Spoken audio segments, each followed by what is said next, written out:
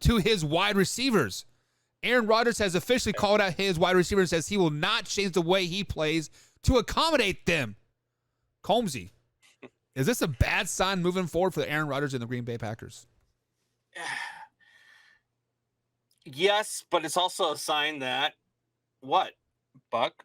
Beastie's been right this entire damn time about Aaron Rodgers and the Green Bay Packers. Look, I've been saying it, and I know you just got off the mic with Tori, with the fantasy show and all that stuff. You have great stuff on there, and Tori's a big Packer fan, but he's going to be upset this season watching his boys play, because what I listened to in Aaron Rodgers in that interview where he says, I'm not going to change the way I play while they learn how to play. These are NFL wide receivers. They are not learning how to play the game of football. These are guys that have been in the league for a while. These are not rookies. You don't have rookies. You don't have rookie wide receivers on your core. What you have are wide receivers that nobody else wanted, is what you have, and that's what you're stuck with. Your top wide receiver is a guy in Alan Lazard who's been in your organization. He's been there. And they're just not talented. And what you have is a quarterback who is not a good enough leader to make them better. We've had this argument before, and people have said it, and I've argued with them. It angers me to no extent when people say, well, Aaron Rodgers is better than Tom Brady. He just doesn't have the championships. That is bullshit. Tom Brady would make this wide receiving core a championship receiving core. Tom Brady would make this receiving core a Pro Bowl receiving core. Aaron Rodgers does not have that capability. Aaron Rodgers does not have that leadership. And Aaron Rodgers doesn't want to do it. And he said that in the damn interview. I am not going to change the way I play while these guys learn. Okay, cool. So what are you going to do? You're going to keep sucking? Because that's what's going to happen. And by week 3 or 4, you're going to be laid out on the field. Because you don't have any pass protection. You don't trust your wide receivers. And therefore, your run game is going to get stuffed. And it sucks for us fantasy owners who took Aaron Jones in a lot of fantasy drafts. That's for sure. Me being one of them. But it's a bad thing for the Green Bay Packers. It's a bad look. It's a bad look for Aaron Rodgers. But I've been saying it the entire time, Buck. I've been saying it the entire time. Yeah, so I like the word that you used there a little while ago, and you used the word leader.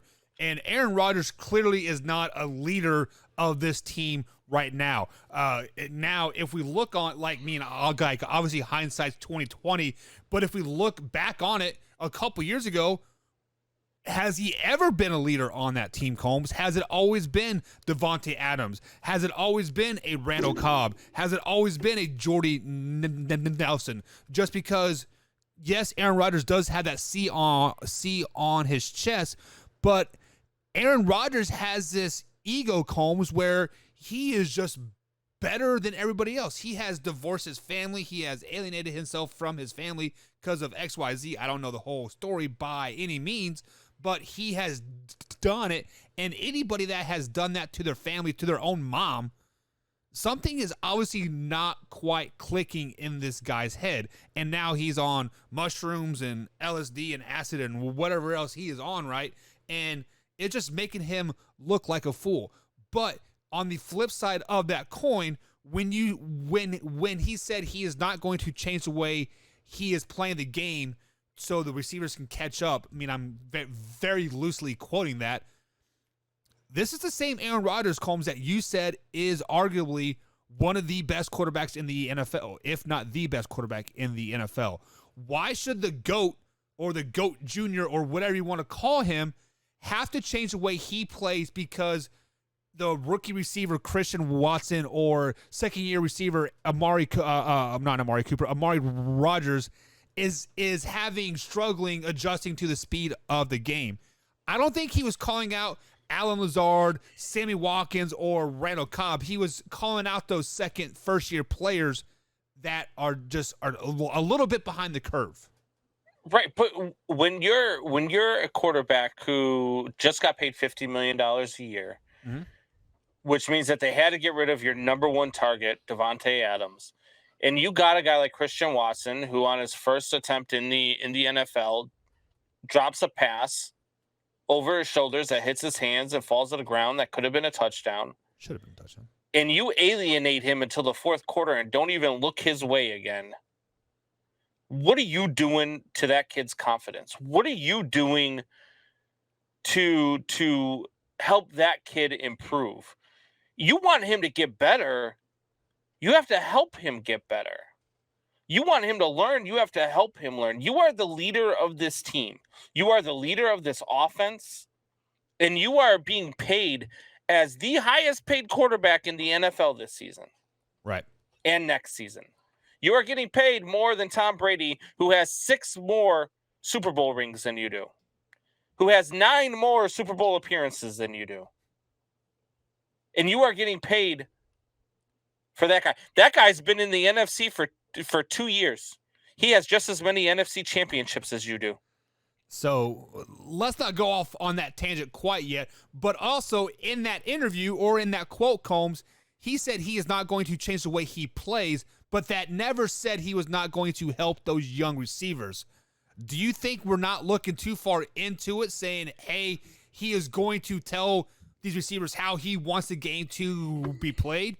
Because we've seen receivers, second, third round picks that have become great receivers. Jordy Nelson, Devontae Adams comes to mind right there off the bat. Obviously, Aaron Rodgers is a big contributing factor to those guys' success in the NFL, right? If not changing your game to while these kids learn, that's not going to help these kids learn. That's not changing your game means, look, I'm going to keep throwing the passes. I'm going to keep doing things that don't help them succeed. Right? Same thing that you've been complaining about that the Packers have done to you your entire career. Same exact thing. You keep saying that they don't give you the help that you need, that you wanted out. You didn't want to be in Green Bay. They don't do the things that you need them to do. They drafted a quarterback and you got all butthole hurt about it. They drafted defense in the first round. You got all butthurt about it, and you wanted out and you didn't want to be there because they're not giving you the help that you need. You're doing the same damn thing to these wide receivers. You're doing the same damn thing. You want to be successful, you've got to be successful as a team because you're only as strong as your weakest link, right? The best players help along the not so good players to become better. The key word there, and by Combs, just saying, you know what, I'm going to keep letting you fail. I'm going to keep letting you fail. I'm going to keep letting you fail because I'm not going to change the way I do to help you succeed. You're not going to succeed as a team. And 7-10 might be a far cry.